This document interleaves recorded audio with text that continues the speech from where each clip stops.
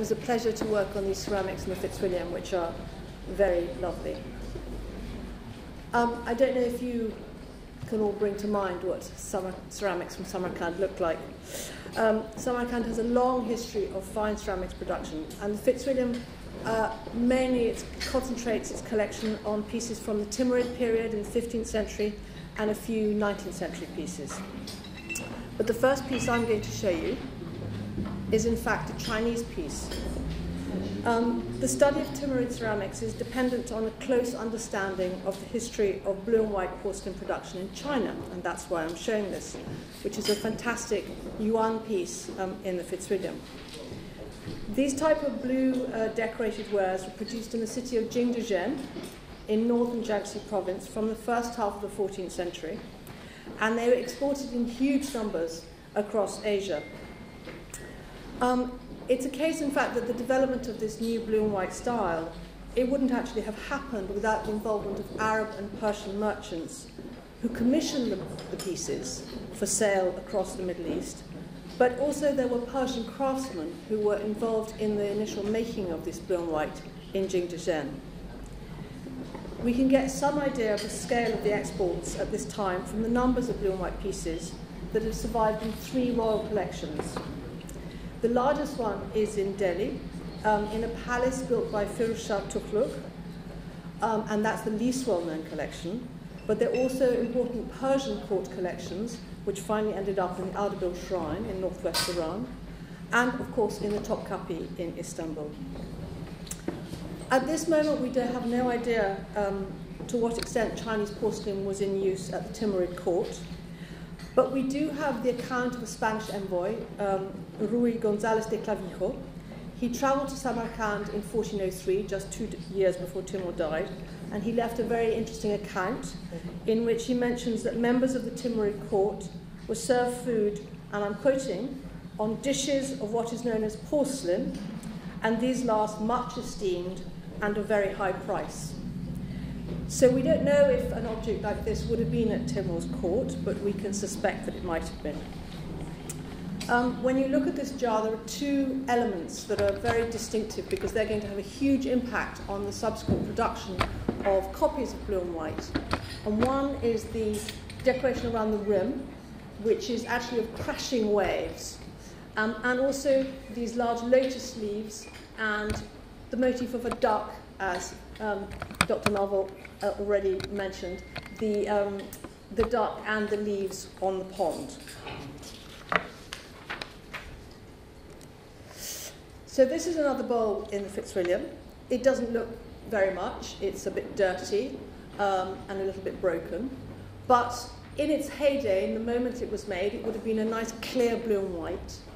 And I think you can see that the decoration in the center is derived from the decoration of the piece that we saw just now, the jar. It's got lotus leaves and lotus flowers and the sort of stems.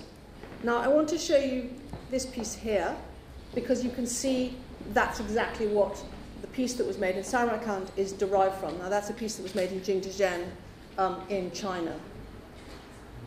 How did this Chinese pieces, were they being copied directly in Samarkand? Well, in fact, there were a few steps that happened in between. Timur had sacked Syria, principally Damascus, in 1400. And we know from that same Spanish envoy that he collected up craftsmen and he took them back to Samarkand. So this piece here is a piece that was found and excavated at Hama after, and we could tell from the way the objects had been burnt, that this was after the conquest of the city. And we can see that in Syria, in the mid-14th and later century, that they were making blue and white ceramics copying the Chinese pieces. These craftsmen thereby were taken to Samarkand, and they would then be using the same techniques they'd been using in Syria to make a piece like the one on the left. So that's the chain of transmission. We start from Jingdezhen in China, move to Syria, the pieces were exported to Syria, they're copied there, and then those same craftsmen are taken to Samarkand. In fact, we probably have evidence of blue and white pieces being made even before this arrival of the Assyrian craftsmen. And this is a little incense burner. I think you can just see that it's on little feet, and the feet are in the shape of lions. And this is actually a type that was being made long, long before this. We have this piece here is a piece from the 12th century in the Metropolitan Museum of Art, and it's a metal piece, and it's being copied in ceramics. It's a very charming piece in the Fitzwilliam, and it's completely unique. This bottle, which I think we already saw, as you can see, it's got a band of ducks or birds swimming around it, and it's broken. You can see at the neck. It would have actually had another section, and this is the direct comparison. It's not actually in the Fitzwilliam, but I wanted you to be able to see what a piece like this is being modelled on. You can even see that around the neck there are those kind of cartouches which have been copied directly. It's got a different kind of decoration around the body, but you can see on the piece on the right, the Chinese piece, is a wine bottle, and we have very much evidence of these types of wine bottles being exported to Asia, and they very often appear in Persian paintings. So far we've only looked at blue and white pieces, but they weren't the only ones to be made in Samarkand at this time. The second most important colour scheme was using black painted onto the body and then covered in a turquoise glaze.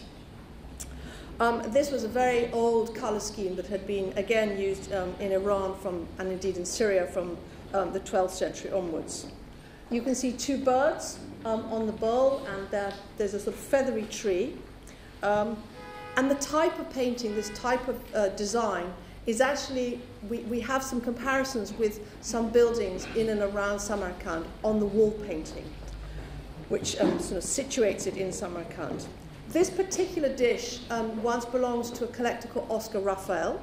He was around in the first half of the 20th century, and he exhibited this particular piece. He lent it to a very, very major exhibition, one of the first important exhibitions of Persian art here in London, which was at Burlington House. Now we call it the Royal Academy. And I found this photograph, which is of the actual gallery where this piece was displayed.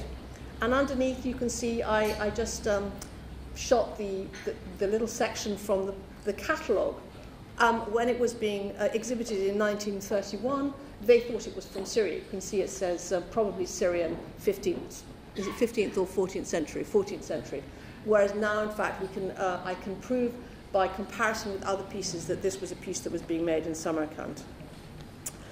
In 1411, Shah Rukh, the son of Timur, decreed that all of the craftsmen who had been brought to Samarkand should be allowed to leave the city.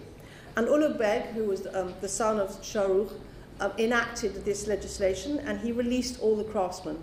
And this meant that all of the production of ceramics that had been happening in Samarkand, these craftsmen were allowed to return to where they'd come from. And as a result, we get a lot of different centres popping up where blue and white, particularly blue and white ceramics, were being made. The dish that you see here on the left is a piece that was probably made in Nishapur as a result of this diaspora of craftsmen. It's got a very lovely, again, it's a little bit damaged, but you can see it's got a lovely series of 3 pomegranates and a banana leaf in the centre, and it's still got the kind of crashing waves around the rim. It's no longer really so much imitating the type of yuan wares that we were looking at earlier. It's actually got closer relationship to the next period of Chinese ceramics, which is the Ming period. I think you can see, although it's a small collection, it's a very fine collection. It's got some very lovely objects in it. Thank you.